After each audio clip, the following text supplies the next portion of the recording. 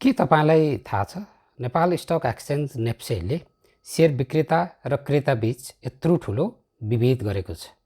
Share विक्रेताले समयमा EDIS नगरे उसले 20% पेनाल्टी बुझाउनु पर्छ र यो पेनाल्टीको केही भाग केही हिस्सा सेयर क्रेताले प्राप्त गर्दछ। तर सेयर किन्नेले समयमा पैसा बुझाएन भने उसलाई पेनाल्टी लाग्दैन। यसको मतलब यदि सेयर क्रेताले समयमा पैसा नबुझाउँदा 20% पेनाल्टी लाग्थ्यो भने त्यसको केही भाग सेयर विक्रेताले प्राप्त गर्दथे र विक्रेता र क्रेता बीच एउटा समान व्यवहार हुन्थ्यो। तर यहाँ यो असमान व्यवहार गर्नुको एउटा रहस्यपूर्ण कारण छ।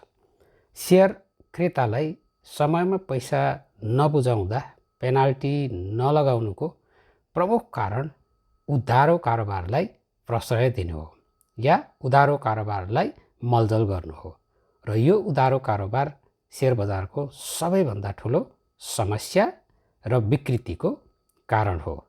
यो विकृति फैलाउने प्रमुख पात्र भनेको नेपाल स्टक एक्सचेन्ज र सेयर ब्रोकरहरू नै हुन्।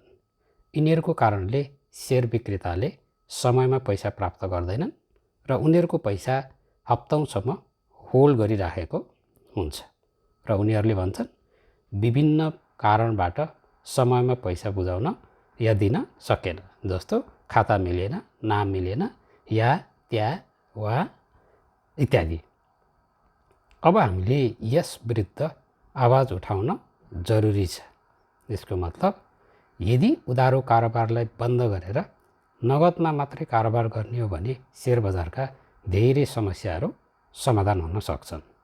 आवाज उठाउनुहोस्, प्रश्न सोध्नुहोस्, बोल्नुहोस्। यदि हामी बोलेनौँ भने हाम्रा बजारका यी गलत क्रियाकलापहरू सबै सही छन् भनेर हामीले पनि समर्थन गर्नु हो।